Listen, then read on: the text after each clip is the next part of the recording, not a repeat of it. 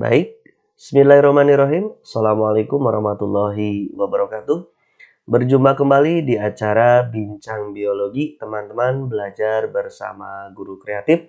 Masih di acara Kupas Materi Biologi kelas 11. Oke, nah ini adalah video lanjutan mengenai sistem koordinasi di kajian yang kedua, teman-teman, gitu ya, yaitu mengenai alat indera. Oke, khususnya pada manusia ya. Oke, baik, apa saja yang akan kita kaji di hari ini pada video ini teman-teman mengenai kajian kedua alat indera ini, kita akan kaji semuanya gitu ya. Kita akan bahas, kita akan tuntaskan. Baik. Jangan lupa like, comment, and subscribe. Yang pertama, teman-teman, ketika kita berbicaranya alat indera, dikarenakan dia bagian dari sistem koordinasi, maka alat indera di dalam tubuh kita itu, teman-teman, nanti dibagi-bagi, gitu ya. Nah, adapun reseptor berdasarkan jenis rangsangannya, kalau kita berbicara alat indera, maka ada reseptor berdasarkan jenis rangsangannya. Yang pertama ada yang disebut sebagai kemoreseptor, gitu ya. Nah, kemoreseptor ini teman-teman penerima rangsangannya itu berupa zat kimia. Nah, dan kita punya alat indera terhadap zat-zat kimia, gitu ya. Baik, yang pertama itu. Yang kedua ada yang disebut sebagai fotoreseptor. Jadi jenis rangsangan yang kedua adalah fotoreseptor, berarti penerima rangsangannya adalah cahaya. Dan kita pun sama memiliki jenis dari alat indera di mana jenis rangsangannya adalah cahaya. Yang ketiga ada yang bersifat audio reseptor. Jadi penerima rangsangan berupa suara kita pun punya. Dan nanti satu lagi berdasarkan jenis rangsangannya ada yang disebut sebagai mekanoreseptor, gitu ya. Jadi ada penerima rangsangan berupa fisik. Nah, ini dia reseptor tubuh kita berdasarkan jenis rangsangannya, gitu ya. Nah, adapun reseptor di dalam tubuh kita nanti untuk mengenali rangsangan tersebut atau perubahan lingkungan tersebut nanti dibagi dua. Ada yang disebut sebagai eksoreseptor, yang kedua ada yang disebut sebagai interoreseptor, gitu ya.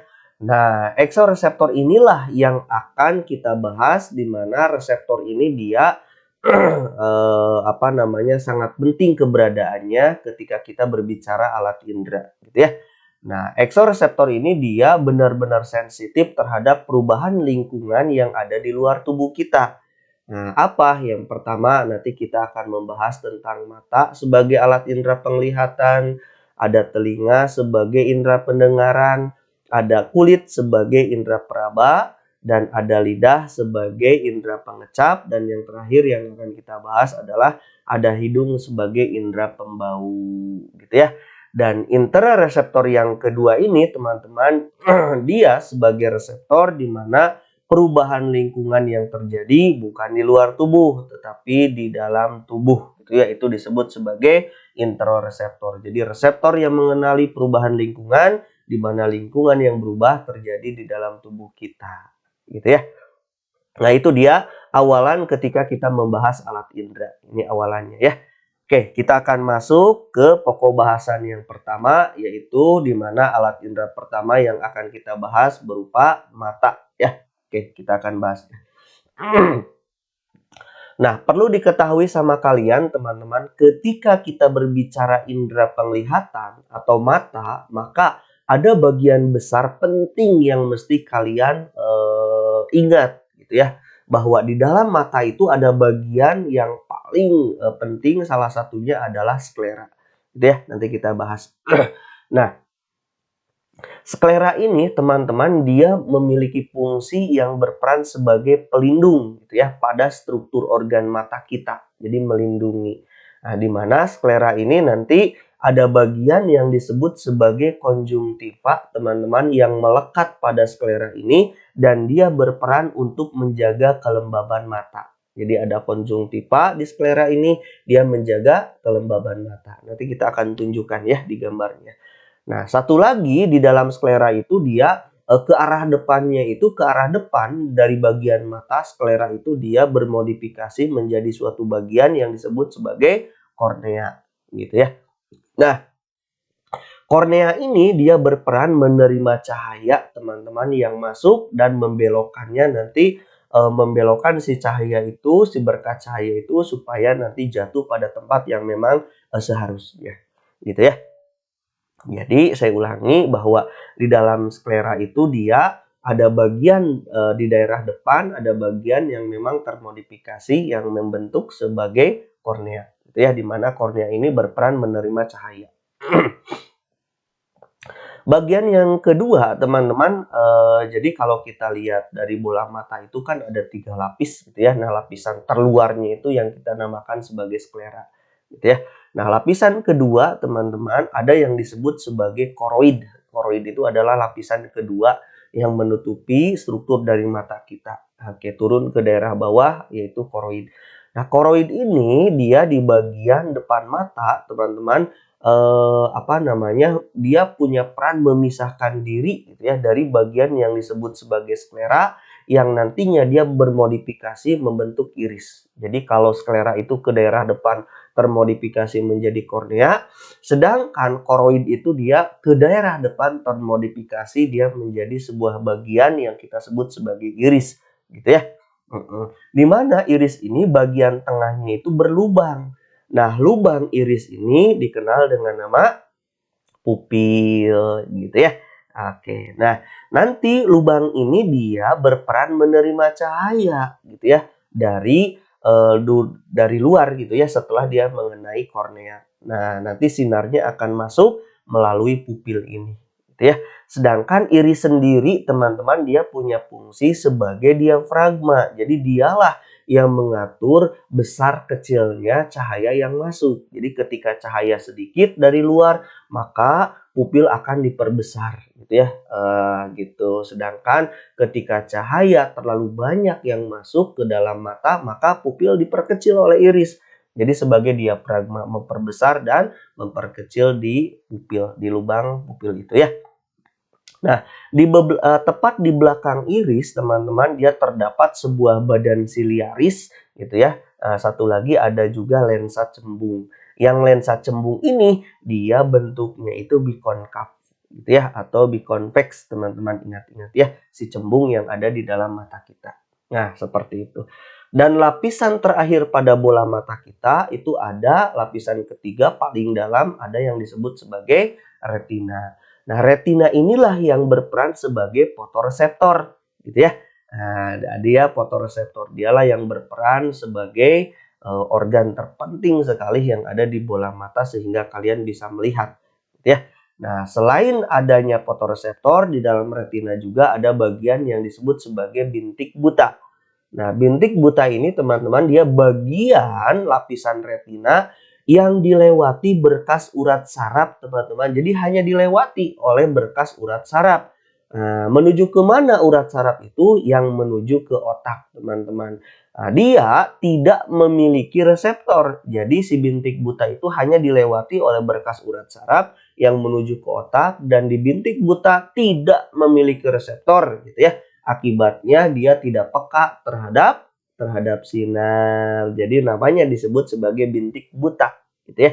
Sebab dia tidak memiliki reseptor. Oke. Nah, berbicara tentang reseptor mata, teman-teman, maka reseptor mata di dalam tubuh kita itu nanti ada dua macam. Ada yang disebut sebagai sel kerucut atau bahasa latinnya disebut sebagai konus gitu ya, atau sel konus. Ada yang kedua yang disebut sebagai sel batang atau sel basil. Nanti kita akan bahas tuntas ya. Ini bagian-bagian dulu. Nah, selain itu teman-teman, reseptor mata juga ada yang disebut sebagai, ada bagian di dalam retina itu ada yang disebut sebagai fovea. Atau fovea ini adalah bintik kuning. Berarti kalau dia bintik kuning, fovea ini dia hanya berisi reseptor berupa sel kerucut. Ingat-ingat teman-teman gitu ya. Jadi bintik kuning itu dia nama lain dari sel-sel konus gitu ya. Dia berisi dari kerucut, dari sel-sel kerucut. Jadi fovea atau bintik kuning banyak diisi oleh sel-sel kerucut. Terus pada bagian tepinya atau bagian daerah perifernya teman-teman, yang paling jauh dari bintik kuning itu dia hanya berisi apa? Hanya berisi sel-sel batang. Nah, jadi jauh dari bintik kuning, reseptor yang terdapat adalah sel batang. Nanti peran sel kerucut, peran sel batang untuk apa? Kita akan bahas. Ya, oke, sip. Nah, ini struktur bola mata kita, teman-teman. Jadi kalau kita lihat struktur dari bola mata kita, bagian terluar dari bola mata kita tadi sudah kita bahas, ada yang disebut sebagai sklera, gitu ya. Nah, ini dia sklera, teman-teman. Ini adalah bagian terluarnya. Nah, nanti sklera ini ke daerah depan tadi sudah saya sebutkan bahwa dia termodifikasi menjadi suatu bagian yang disebut sebagai kornea. Dan kornea ini dilapisi oleh bagian yang disebut sebagai konjungtiva. Tadi sudah dibahas ya.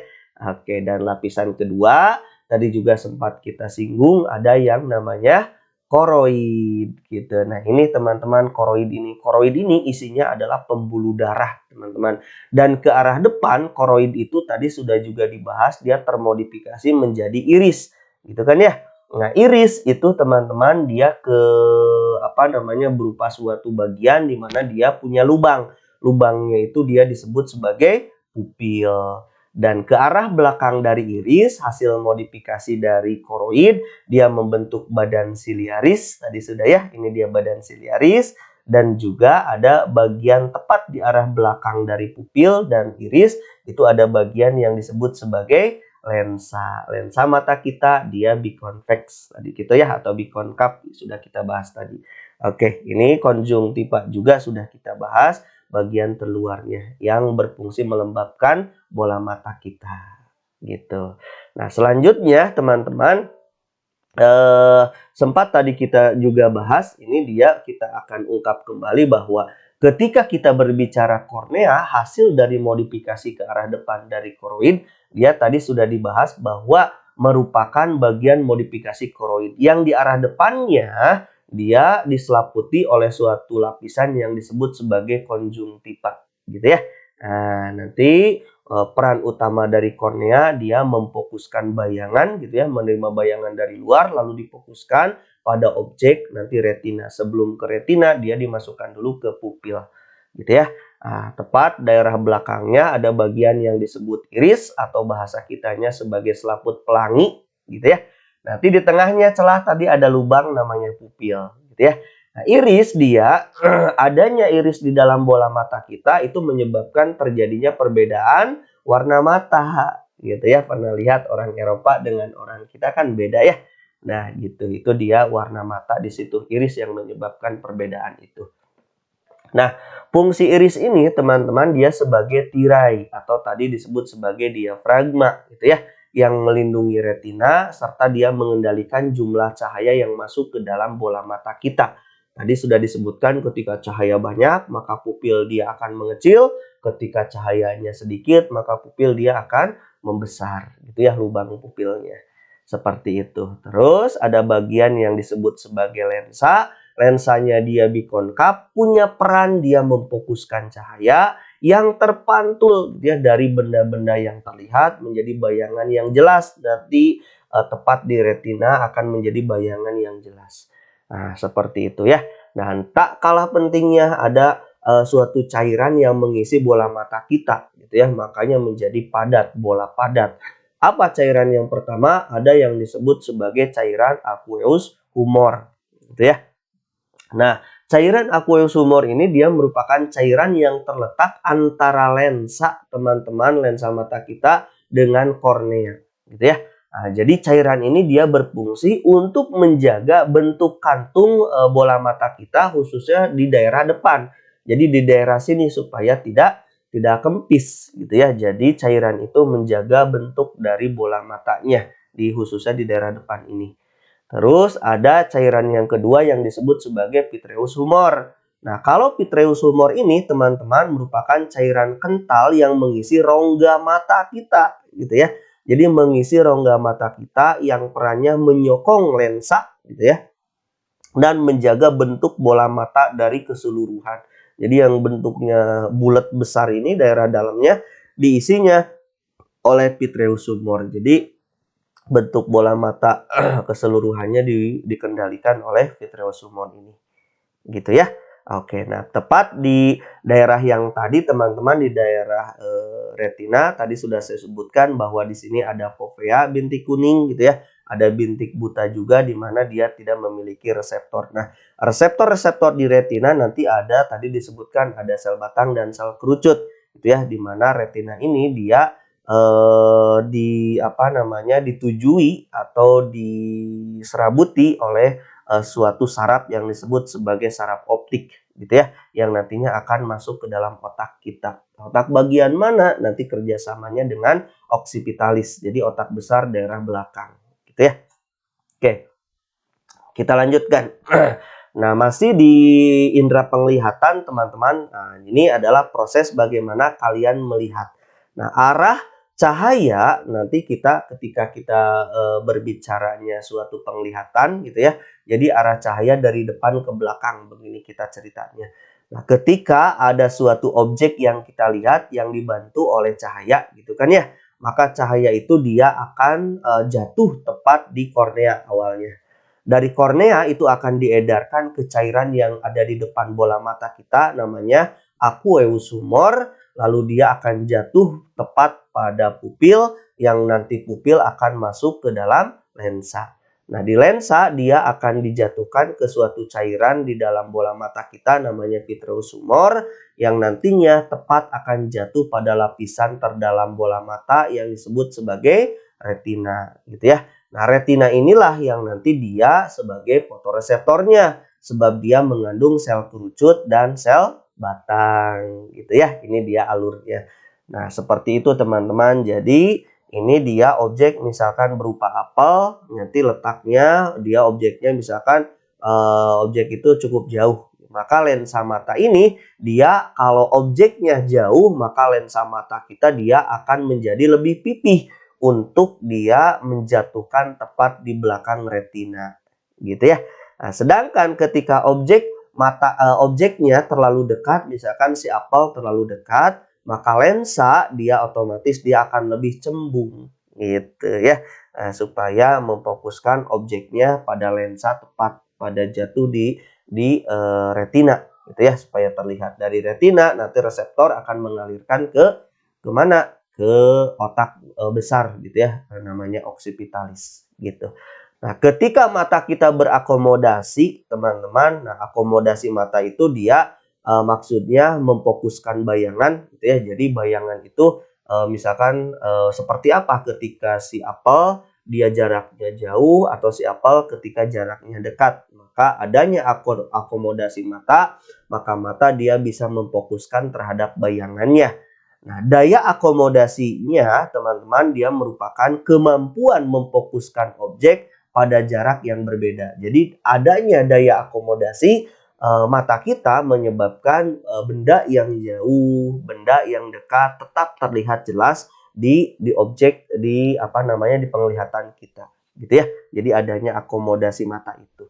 Nah, akomodasi ini bertujuan buat apa? Agar bayangan yang terjatuh teman-teman tepat pada bintik kuning, akibatnya pada reseptor retina gitu ya, yang mengakibatkan objek terlihat dengan jelas nantinya gitu ya.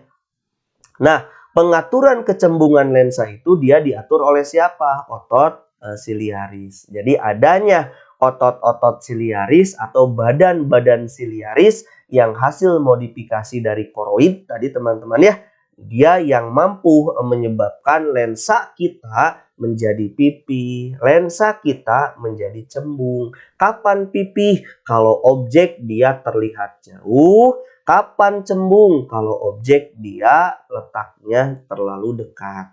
Gitu ya. Itu dia, seperti itu teman-teman. Selanjutnya, nah berbicaranya masih indera penglihatan, bahwa reseptor yang tadi kita bahas itu, reseptor di dalam mata itu kan ada dua jenis gitu ya. Ada yang disebut sebagai sel kerucut, ada yang disebut sebagai sel batang. Yang pertama, sel kerucut. Ini teman-teman, sel kerucut bentuknya kerucut ya. Nah, sel kerucut ini teman-teman di dalam retina itu jumlahnya sekitar 5 juta gitu ya pada setiap mata seseorang. Nah, sel kerucut ini dia sangat peka terhadap intensitas cahaya yang tinggi. Jadi kalau intensitas cahaya yang tinggi, maka reseptor yang akan bergerak, reseptor yang akan bekerja, maka sel-sel kerucut. Dia peka terhadap intensitas cahaya yang tinggi, gitu ya. Nah, sehingga berperan untuk penglihatan kapan? Penglihatan siang hari, sebab kan cahayanya tinggi, cahayanya banyak, berarti sedang siang hari. Nah, itu dia sel kerucut, gitu ya. Nah, sel kerucut juga dia punya peran untuk membedakan warna. Jadi ketika kalian bisa melihat warna merah, hijau, biru, dan yang lainnya, kenapa? Itu sebab adanya fotoreseptor, tepatnya yang kita namakan sebagai sel konus atau sel kerucut, gitu ya.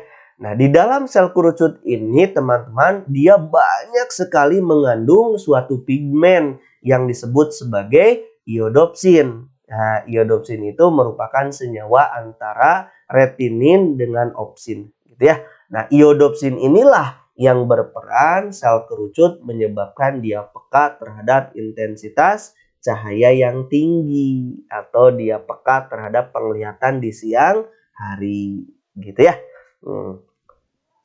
Sedangkan yang kedua, teman-teman, ada sel batang. Ini dia sel batang, bentuknya ya batang basil, gitu ya. Nah, ini dia bisa dilihat reseptornya. Nah, sel batang ini, teman-teman, di dalam retina itu dia jumlahnya sekitar 120 juta, gitu ya, 120 juta. Jadi kalau tadi sel kerucut sekitar 5 juta, nah, kalau misalkan sel batang 125 juta. Ini tentu setiap organisme berbeda-beda. Yang kita bahas ini adalah pada manusia, gitu ya. Nah, pada umumnya begini, sedangkan nanti khusus pada organisme misalkan yang hidupnya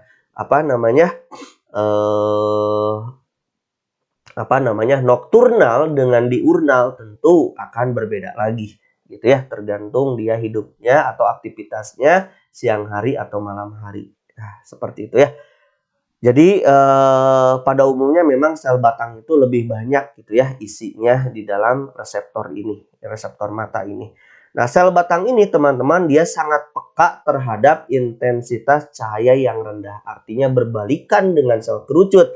Nah, kalau dia peka terhadap intensitas cahaya yang rendah, tentu berarti dia mampu bekerja dalam keadaan malam hari, gitu ya. Atau boleh siang hari, misalkan teman-teman berada di suatu ruangan di mana ruangannya itu sedikit cahayanya, gitu ya, atau intensitas cahayanya rendah, maka sel batang yang akan berperan saat itu melakukan proses penglihatan, gitu ya. Nah, tetapi sel batang ini punya kekurangan. Apa kekurangannya? Dia tidak mampu membedakan warna. Jadi beda dengan sel kerucut yang mampu membedakan warna, gitu ya. Nah, kalau pada sel kerucut dia punya iodopsin, sedangkan pada sel batang dia punya pigmen warna yang disebut sebagai rodopsin. Rodopsin ini merupakan senyawa antara vitamin A dengan protein tertentu, gitu ya. Itu yang pertama. Jadi beda ya pigmennya. Nah, jika rodopsin ini, teman-teman, dia terkena cahaya, maka dia akan terurai. Artinya rodopsin kan pekanya terhadap intensitas cahaya rendah ya. Ketika rodopsin dia terkena cahaya yang banyak, maka dia akan terurai.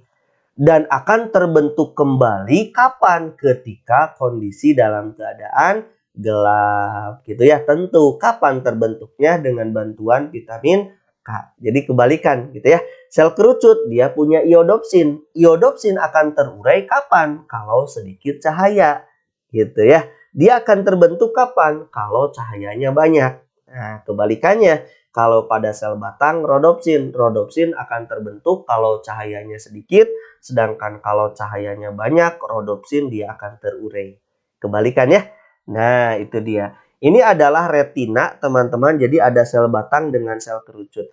Ketika cahaya jatuh pada retina yang nantinya akan dialirkan pada sel-sel saraf, gitu ya. Ini sel-sel sarafnya, ada sel saraf bipolar, ada sel-sel saraf amakrin. Nah, nantinya akan dialirkan ke sel-sel ganglion. Nah, dari sel ganglion inilah dia akan menuju ke sel saraf optik yang ada di otak, yang nantinya dia akan masuk ke otak besar gitu ya di bagian oksipitalis gitu. Nah, ini dia sel kerucut teman-teman, lempengannya itu memang dia kerucut gitu ya. Di dalamnya ada sitoplasma, ada organel mitokondria, ada nukleus tentunya, dan ada terminal sinaptik. Ini dia terminal sinaptik. Sama juga pada sel batang, dia lempengnya berbentuk batang gitu ya. Batang seperti ini, juga ada mitokondrianya, ada bagian nukleusnya, dan ada bagian terminal sinaptiknya. Seperti itu ya. Begitu teman-teman. Nah, selanjutnya teman-teman kita akan lihat alat indera mata ini ketika misalkan kita punya masalah terhadap organ penglihatan kita gitu ya. Nah, apa masalahnya? Nah, kelainannya banyak. Yang pertama, ada yang disebut sebagai hipermetropia atau rabun dekat bahasa kitanya ya. Nah, rabun dekat ini teman-teman penyebabnya adalah lensa mata kita tidak dapat mencembung gitu ya, atau bola mata dia terlalu pendek. Kapan? Ketika terlalu pendek sehingga bayangan benda jatuh di belakang retina. Kalau jatuh di belakang retina, maka itulah yang disebut sebagai rabun dekat. Maka penglihatan teman-teman saat itu berkelainan. Boleh tidak dibantu? Bisa dibantu. Solusinya teman-teman mesti menggunakan kacamata. Bantuan kacamatanya menggunakan lensa cembung atau konvergen, atau teman-teman sering menyebutnya lensa positif gitu ya. Yang kedua ada miopi. Kalau miopi itu dia rabun jauh, berarti berkebalikan. Nah, kapan terjadi? Ketika lensa mata teman-teman terlalu terlalu cembung gitu ya, atau bola mata terlalu panjang gitu ya. Dia ketika dia terlalu terlalu panjang, apa yang terjadi ketika dia terlalu panjang sehingga bayangan bendanya itu dia jatuh di depan retina gitu ya. Kalau dia jatuh di depan retina, apa yang terjadi? Kelainan terjadi yang disebut sebagai rabun jauh. Boleh dibantu? Boleh dengan menggunakan kacamata berlensa cekung gitu ya, atau divergen, atau bahasa teman-temannya lensa negatif gitu ya. Terus ada yang disebut sebagai kelainan berupa presbiopi. Kalau presbiopi ini teman-teman penyebabnya dikarenakan elastisitas lensa mata kita dia berkurang. Kenapa dia berkurang? Itu dia berkurang ke fungsinya sesuai dengan usia dari manusia tersebut gitu ya. Jadi makin tua maka elastisitas lensa mata juga fungsinya akan berkurang. Bisa dibantu tidak saat itu? Bisa juga sama. Dia dibantu boleh menggunakan kacamata dengan lensa di mana lensanya mesti rangkap gitu ya. Oke, seperti itu. Terus ada kelainan yang disebut sebagai astigmatis. Nah, kalau astigmatis ini teman-teman, dia suatu kelainan permukaan lensa mata di mana lensa mata kita itu dia tidak sama sehingga fokusnya itu tidak sama. Jadi dikarenakan lensa matanya tidak rata atau tidak sama mengakibatkan terjadi kekurangan dalam hal fokus gitu ya. Nah, nantinya bayangan benda itu dia terbentuk tidak sama. Ketika bentuknya tidak sama, teman-teman membuat sebuah garis biasanya tidak akan lurus gitu ya, bengkok gitu ya. Nah, itu dia astigmatis atau disebut sebagai silindris. Maka dibantu juga oleh suatu lensa yang disebut sebagai lensa silindris gitu ya. Kelainan selanjutnya ada yang disebut sebagai katarak, teman-teman. Kalau katarak ini dia lensa matanya buram. Nah, kalau lensa matanya buram maka tidak elastis, akibatnya terjadi di dalamnya suatu pengapuran gitu ya, sehingga daya akomodasi mata menjadi berkurang. Itu mah teman-teman solusinya mesti operasi. Jadi pembersihan gitu ya daerah mata yang buram itu. Gitu. Terus yang terakhir ada kelainan yang disebut sebagai glaukoma. Nah, glaukoma ini dia adanya penambahan tekanan teman-teman ke dalam bola mata. Jadi menekan ke dalam bola mata, apa yang terjadi? Akibatnya nanti menyebabkan tekanan pada saraf optik. Kalau saraf optik dia tertekan, nah perlahan dia akan menyebabkan hilangnya daya penglihatan. Itu bahaya sekali gitu ya dari glaukoma ini gitu. Nah, glaukoma ini biasanya untuk saat ini pengobatannya berupa bisa obat-obatan, operasi gitu ya, operasi yang menggunakan laser gitu ya. Itu tentu dokter yang lebih paham terhadap kondisi-kondisi operasi atau tidaknya gitu ya. Itu adalah kelainan yang terjadi pada bola mata. Jadi kita di video ini kita sudah menyelesaikan tentang alat indera mengenai mata. Nanti kita lanjutkan ke alat indera kedua dengan video selanjutnya gitu ya. Itu saja teman-teman di kajian yang kedua mengenai alat indera khusus untuk mata ya. Saya ucapkan terima kasih. Sekian, assalamualaikum warahmatullahi wabarakatuh.